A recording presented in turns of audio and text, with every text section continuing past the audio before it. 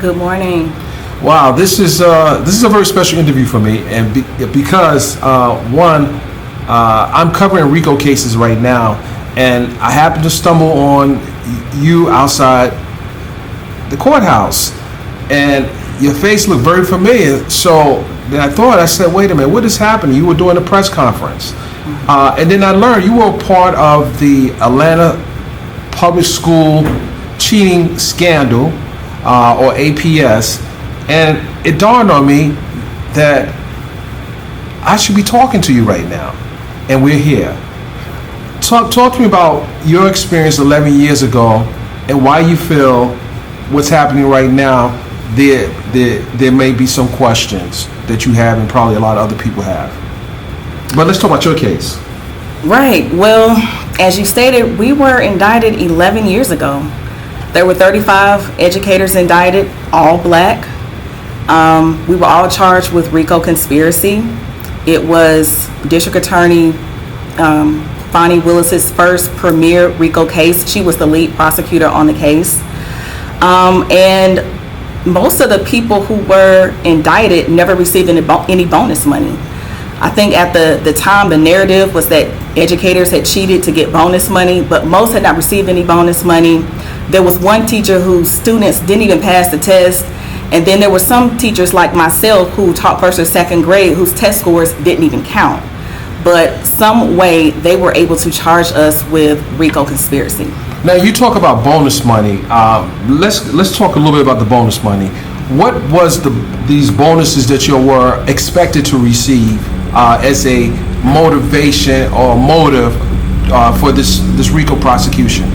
We're talking about maybe $500, maybe $1,000.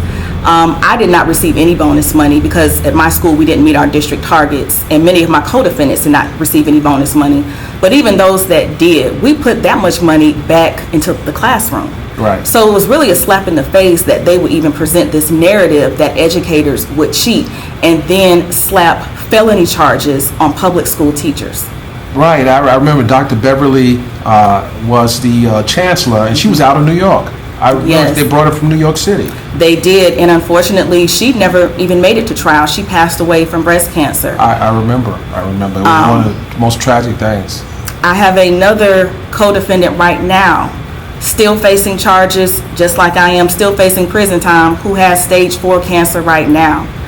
So, it really angers me. I just think it's so hypocritical to hear Fulton County District Attorney Shani Willis go to these historic black churches and talk about how she needs grace when she has not given grace to other black women that she is prosecuting. She basically built her career off the criminalization of black women public school teachers. Wow. What did you think when you saw her sitting in the witness seat? Did you take the stand at any point in time? I did not. So what did you think seeing her in the witness seat testifying in her disqualification hearing? What was your thoughts at that moment in time watching it? Well, I thought it was interesting. Of course, I don't know, what she is actually guilty of doing or not guilty. I don't, know her personal business. But there is some question there about if she even told the truth on the witness stand. And it just made me think, how many people has she put in prison for perjuring themselves on the witness stand? So again, to me, it's hypocritical for her to keep coming after public school teachers, trying to criminalize us when we could say there's some questionable things that she has done. Let's real quickly. Former President Donald Trump, he too is facing a RICO case under her leadership as a district attorney. How did you feel when you heard that the former president will be the next high-profile case in Fulton County under a RICO case, to which your case was high-profile around the whole country? How do you feel about that? And what would you like to say to the former president, if anything? I don't know a whole lot about his case. It's RICO. But right, I know he was charged with RICO in Fulton County, and so I'm inclined to believe that that case is not legitimate, because our case I felt as if was not legitimate. So, you know, again, I can't really say, because I don't know the president, but I think that it was unfair for us, and I think that it's unfair for him as well. Right, and I think what I'm trying to get at is, you know, no time in history do I recall school teachers being prosecuted to this magnitude, nor have I ever seen a former president or anyone have seen a former president of the United States being prosecuted. So you see the parallel here as far as the first of first. Right. I think the main part that is hypocritical to me is that, of course, she's portraying Trump and his co-defendants. You know, we hear the race card being used a lot. And again, Fani Willis built her career off criminalizing black women. And so to have to listen to her play the race card in the Trump case, to me, it's just hypocritical. You know, she's asking for grace. There are people right now, we need grace. We've been a part of this trial for 11 years. People have lost their homes. Again, people are dying. They have cancer, you know, but I feel as though people are turning a blind eye with what happened to us, because there's so many people that wanted her to get Trump. That's all they could think about is get Trump. There are people right now that are suffering under Fani Willis in Fulton County. Waiting to get their day in court. Yes, waiting to get our day in court. We really want to resolve this case. It's been 11 years. To your point, you could have had this case resolved 11 years ago if you had accepted taken a plea. Let's talk a little about that and tell the world why you didn't take that plea. I didn't take a plea because I'm innocent. And I had the option between taking a plea deal and going back into the classroom. And I think that people need to understand that the teachers who said that they cheated went right back into the classroom. And the teachers who didn't say that they cheated were facing anywhere between 20 and 50 years in prison. That didn't make any sense. It didn't make any sense then. It still doesn't make any sense. And that's why I said they are using and abusing the RICO statute. I just feel as though it's an easy way to try to get a bunch of people to take plea deals and get their guilty verdicts. You wrote a book after your trial was over with. Can we talk about the book and the reason why you wrote this book? Right. Well, I was pregnant with my oldest son during the entire trial. And I actually dedicated the book to him because I knew that one day he would grow up and want to know what happened. So it started off as a diary, and then I teamed up with a local journalist at the time. And so we wrote the book to set the record straight and ask the question, who should actually be held accountable for cheating the children? Because that was the narrative, that we had cheated these children for bonus money.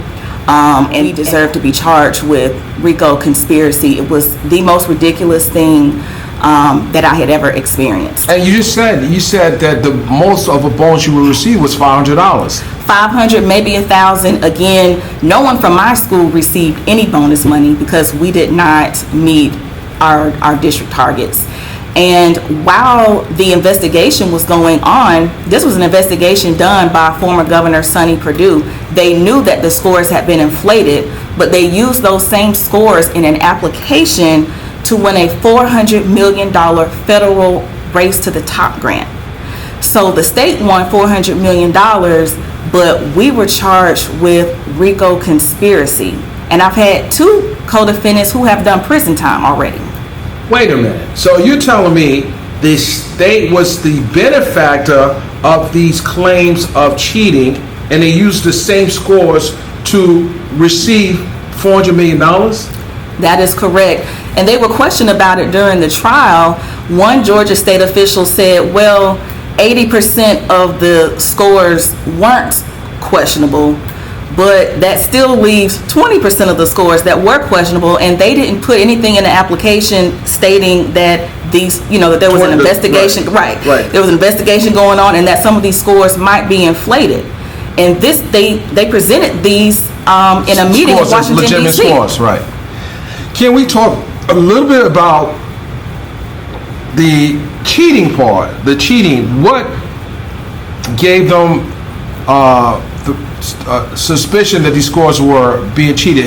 There's someone, I don't know if you can even talk about this right now because the case is already, the first part, the trial is over with, but paint a picture for the people. Why would they say scores are cheated? Were their markings replaced, or so that's what they're saying? Right. So there had been some allegations of cheating. This was probably far back as 2008, maybe 2007, and because of that, and this is not just an APS. This is across the state of Georgia. Because of that, the governor hired investigators, and they did what's called an erasure analysis. They were looking at test scores that have been, test markings that have been changed from the wrong answer to the right answer. And so what they learned was that 20% of the schools across the entire state had high levels of wrong to right answers. And so because of that, there were investigations done in APS and in Dougherty County schools. And we don't hear a lot about Dougherty County schools because that investigation was completely swept under the rug.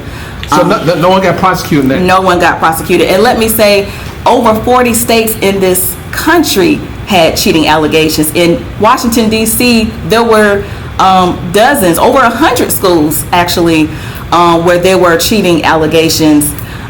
So this, in my opinion, was something that was a problem on a national level. But again, in Atlanta, you had the district attorney slap felony charges, RICO conspiracy charges on public school teachers, black public school teachers. While DA Fani Willis was prosecuting the case, DA Paul Howard gave her the marching orders to prosecute the case. The case couldn't have went forward without Paul Howard greenlighting this. It's very difficult for a judge to handle a case with as many defendants and attorneys, and then to handle a case that takes so long to conclude. And I think he's made all of the residents of Fulton County proud that he is a judge, a Superior Court judge in our county. I want to thank this team of lawyers, Fani Willis and Clint Rucker, who are our main lawyers. They just did an outstanding job. And I know you're not supposed to do it at a press conference, but I'm just going to stop and give them a little round of applause because they did such a great job. What do you have to say about Paul Howard? Because she while the district attorney prosecuted, now it's her job, no different than DA Adrian Love is prosecuting the YSL case. What is the responsibility of Paul? What should have been the responsibility of Paul Howard then? And has he ever spoke to you, or you spoke to him, or so I don't want to just put everything on DA Fani Willis, because Paul Howard was the district attorney at the time. Correct. About 4 years ago, this was in 2020, he had agreed to resentence us, but this was during a time period where he was running for DA, and so a lot of people felt like it was a political stunt, and so we had to just continue on with the trial. DA Fani Willis won. She beat Paul Howard, and so we've asked her several times, we've been back to the table on can we be resentenced, but we have not heard back from them. I hired an attorney last year to ask the prosecutors and the judge if we could just be resentenced, and we have not heard anything. So what does resentencing look like for you? What would you like to see the sentence to be as someone who's never been in trouble before, and you just, it sounds like you just got caught up in a dragnet. And that's what RICO is. It's just, it casts a wide net. To me, RICO is a weapon of mass destruction. But I just believe that, what was your question? What would you want to say to Paul Howard? But you just explained that Paul Howard might have been amenable to resentencing you, but it never happened. Right. You guys well, were like it the didn't volleyball that was just being tapped around the field. It didn't happen because he did not win. DA Fonnie Willis beat Paul Howard in the election, and she never came back to the table to see if we. Well, he could have did it as well. He was. Oh yeah, he absolutely could have, Right. and which is why a lot of people felt as if we were just political pawns, in his game. But it still was the right thing to do. But yes, he could have done it sooner, and it's really not up to the DA. Full stop. It's really up to the judge. At this point. At this point, the judge can resentence us, and he did for another one of my co-defendants. Okay, so Ken, if you had asked for a motion for a new trial and got got this case, put it back on the docket, they could turn around and say, okay, Your Honor, we decide to dismiss the case. They could do that as well. They can do that. They can say time served. They can give us community service. They can say wear an ankle monitor. There's no reason why we should have to go to prison. We were sentenced under the First Time Offenders Act. We were, none of us had ever been in any trouble. So you're a first time offender. Correct. You were adjudicated as a first time offender. So that's typically no jail time. Correct, but as I stated, two of my co-defendants have already spent time in prison. One spent about 16 months and the other spent about 8 months. The last co-defendant that went before the judge, he did resentence her with community service. And so how long ago was that?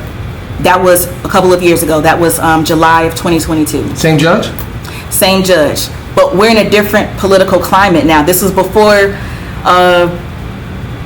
Trump's case. This was before the YSL case. There's all these RICO cases. And so now people are really looking at our case because, again, this was DA Fonnie Willis's premier case. And so I'm concerned that we won't get the same treatment because I don't know how she feels as that will look if she, just kind of resentences her. You pointed out something very important. She's an African-American woman who has stated on the record that the reason why she's having these issues is because she's an African-American woman. You are an African-American woman who worked obviously to teach young children.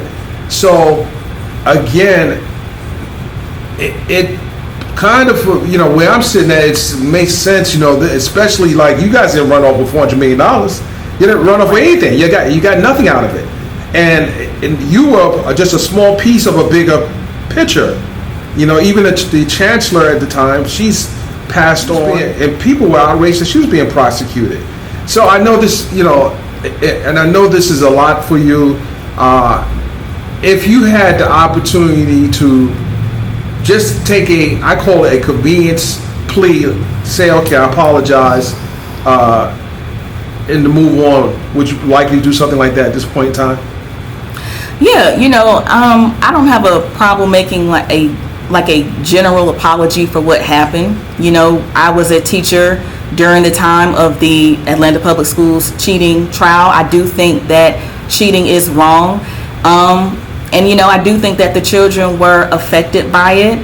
But again, to place all the blame and responsibility on 12 people who were indicted. And you were the youngest one. I was the youngest one. How old were you back then? I was about 30 years old, and I was pregnant with my first child.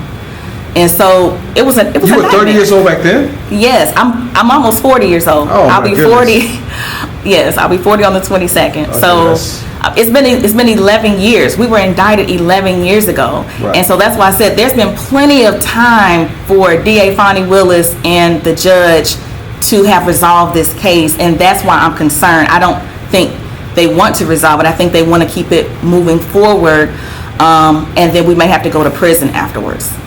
Oh, my goodness. I mean, that is a very sad thought. I mean, especially, again, you maintain your innocence, and you never received anything by way of financial benefit because of these charges. And there were like 9 defendants, weren't there? There were originally 35 people indicted, 35. But many people took plea deals because, again, They took pleas and went back to work. they went plea deals and took back to work. Okay, what was the plea? Like the one that went back to work was like a misdemeanor or nothing? Yes, like that? it was just say you're guilty. Most people had to throw someone else under the bus, or say that someone told them to cheat, or they saw someone cheat. Did someone throw you under the bus? Yes. Oh, okay. They did. And the person that threw me under the bus originally told the GBI investigators that she didn't know anything about cheating, but then she changed her story and received immunity. So she received immunity, and the rest of us were charged with RICO conspiracy. Okay. And so this same person got on the witness stand, and they asked her, why did you cheat? Why did you all cheat? And she told them that we all cheated to meet the district targets. But I was a first grade teacher, and we didn't even have any district targets. They didn't exist. So They didn't exist. They did not exist. There were no district targets for first or second grade. So again, there's a lot of things about this case that I'm still baffled by. Some of the testimony. The judge even made a comment during the middle of our trial that perjury is being committed daily here. But he did not say that in the presence of the jury, because that was something that we could have actually tried to appeal, but the jury was not present. Well, for him to even make a comment like that in open court lets you know some of the witnesses' stories were not adding up. And again, Fani has stated that sometimes she tries to distance herself, like, well, hey, the jury found them guilty. But she fails to mention that she was caught improperly influencing the jury multiple times, and the judge, he even had to make her stop. For example, there were people who said they saw her nodding and shaking her head yes and no while the state witnesses were testifying. And then the judge made her stop making certain facial expressions toward the jury. okay, so I've seen that in another case I'm covering, where certain members of the prosecution team is nodding in affirmation, or so that's interesting that you say this, because I'm seeing this. I don't know if this is even something that they're taught to do. I don't know, but that's interesting.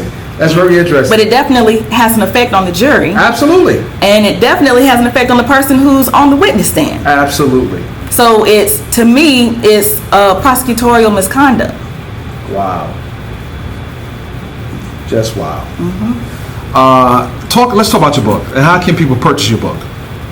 The book is on Amazon, and it came out January 2019. So we were on a roll for a while, and then COVID hit, and so we had to stop.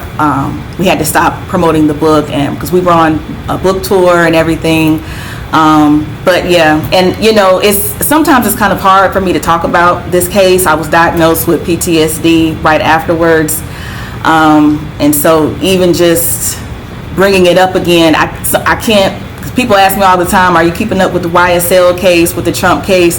Sometimes I do, but it's frustrating even watching those cases. Again, just seeing how they're using RICO conspiracy for a lot of these cases. I just think it's an overreach, and they're abusing it. They're abusing the law.